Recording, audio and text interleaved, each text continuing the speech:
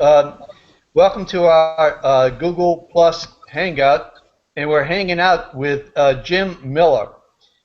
Jim is a sports guy who's been writing sports, and he's been executive vice president for a number of different NFL teams, namely the New Orleans Saints, the Buffalo Bills, and also the Chicago Bears. Am I correct? Correct. And likewise, you were the AD for University of New Orleans. That is correct. For seven. And you have a book out now. And what's that book called?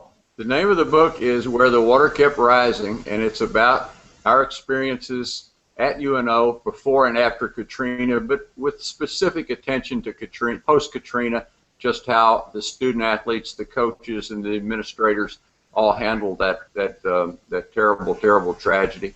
And I think it's got a lot of emotion to it, a lot of courage and leadership and resilience, displays of all that. And it's gotten a lot of very positive response, especially among the athletic administration community, because of the attitude when administrators or athletic directors from around the country read the book, they say, wow, except for the grace of God go I. So it's been a very positive reception to it.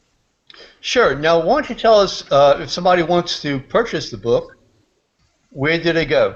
Well, they can go to my website, jwmillersports.com. You can go to amazon.com, or you can go to any bookstore in New Orleans. It's still in Barnes & Noble, and most of the other books, the smaller bookstores, still carry it. The UNO bookstore carries it. So it's, again, the title is Where the Water Kept Rising, and it's I would encourage it. It's a good read. Good. Tell us how you got involved in sports. Well, the way I got into it is probably the way that not a way that you do it much anymore. It's really the way Pete Rozelle got into it, and guys like Ernie Accorsi and Marty Herney, the former GM of the Panthers. I was a sports writer. I went to the University of Kentucky. I came out, worked for the Louisville Courier-Journal. I worked for 10 years with the Baltimore Sun, and while I was in Baltimore, had the opportunity to cover the Baltimore Colts for 4 years. And that kind of dates me, Baltimore Colts, but still it was a good experience. It had great, Baltimore has a great sports history. I was pulling for the Ravens, obviously, because I had... Oh, come on now, really? Oh, yeah. I still have great friends there. And being a former Saints executive, I could not bring myself to root for the 49ers in any way, shape, or form. So, yeah, now you actually wrote about that. Yeah, actually wrote about that before the game. Yes, I did. Well, yeah. On my website. Yeah, on my website, I had a lot of. It was a good opportunity for me to throw in some reminiscences and years at the Baltimore Sun and covering some of the Colts experiences, especially owner Robert Irsay, who was kind of an interesting guy to cover, especially since he was fueled with 99-degree firewater half the time. He made some very interesting statements that he would make to some of the other reporters, and because I was with the evening paper, my news cycle was in the morning, so I'd always talk to him in the morning, and I'd have to chase down some reports that he had stated or comments that he had made to the evening reporters who would get him at night when when he was half in the bag. So it was interesting. To the day he died, he always told me that I was the only reporter that ever quoted him accurately, but I was probably the only one he remembered talking to. So absolutely. So somehow you found yourself working for the Saints. How did that happen? Well, when I was in Baltimore covering the Colts, Ernie Accorsi, who later became the GM of the year built the New York Giants Super Bowl teams. Ernie was the assistant general manager, former newspaper guy, and Ernie asked me if I had any interest in changing my career, going from newspapers into sports, and I hadn't given it much thought, but certainly it was intriguing, especially the National Football League, which is the best run sports organization probably in the world. So Ernie introduced me to Pete Rozelle, to the people that I would be working with, and over the course of a couple months doing some interviews, that I was hired. I was hired at the NFL Management Council by a guy named Jack Donlin, who was the chief negotiator for the NFL owners. They were gearing up at that time for what they knew was going to be a strike in 1982. So Donlin wanted somebody who was a reporter and who had the credibility with the other reporters to be able to get the message out and to be able to talk to the reporters and hopefully convince them of the wisdom of the NFL's positions. So I was hired, went up there. It was a great experience. The strike, probably the dullest day of my life was the day the strike ended because the phone stopped ringing. So now here I was, a propagandist, if you will, a budding propagandist, and then what I was faced with was, well, you didn't need the propaganda in peacetime so much.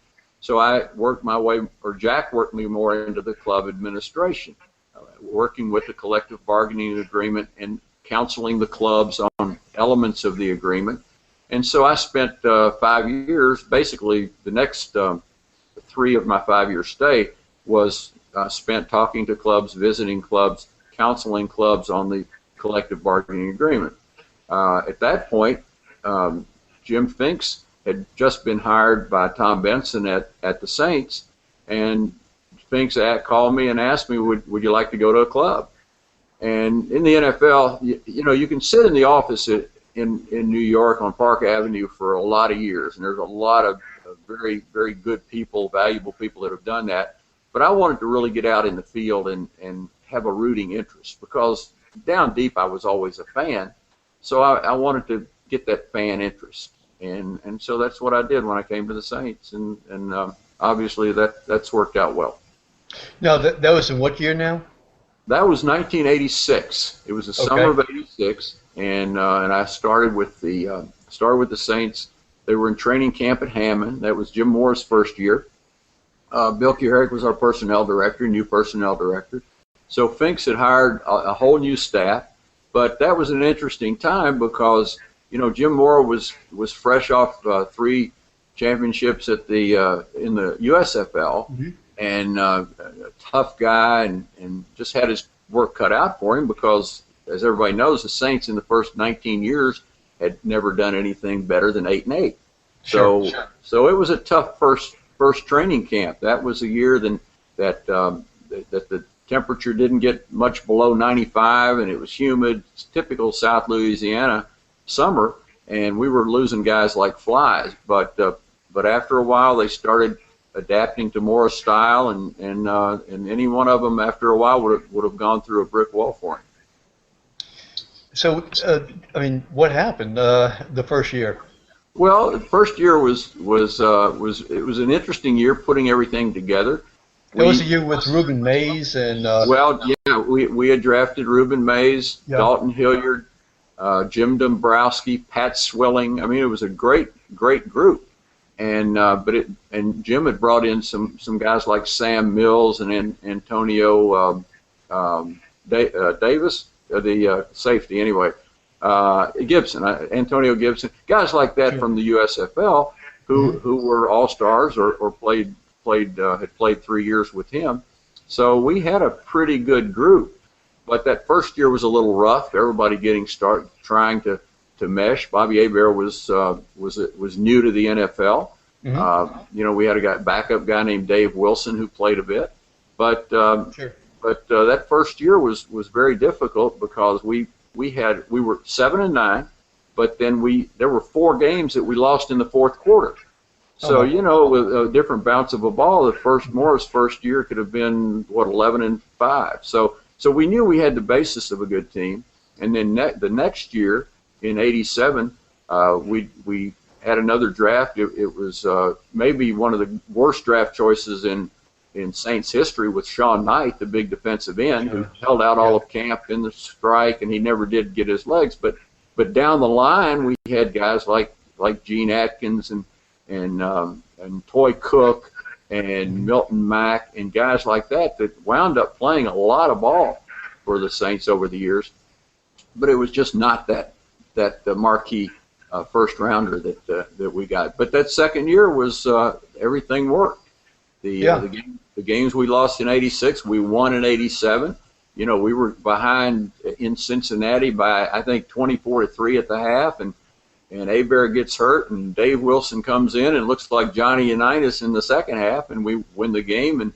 And after that was when they had the replacement players. Mm-hmm. But after everybody came back, you know, we basically ran the table. I think our first game back was a loss to the 49ers. And that was the famous coulda, woulda, shoulda game. You know, Morris says, well, we could have won. I don't want any more woulda, coulda, shoulda. You know, we didn't lose. I mean, didn't win. Right, didn't win. We're not good enough. Yeah, we didn't win. We're not good enough. And so at that point, that lit a fire, and we won 9 in a row. We wound up 12-3. The trouble in that, you know, with the Saints that year, and then probably the next 7 years, was while we were 12-3, the 49ers were 13-2. You know, right. In '92 we were 12-4. 49ers were 14-2. You know, so that's kind of the root of my dislike for the 49ers, because every time the Saints looked good, they just looked better.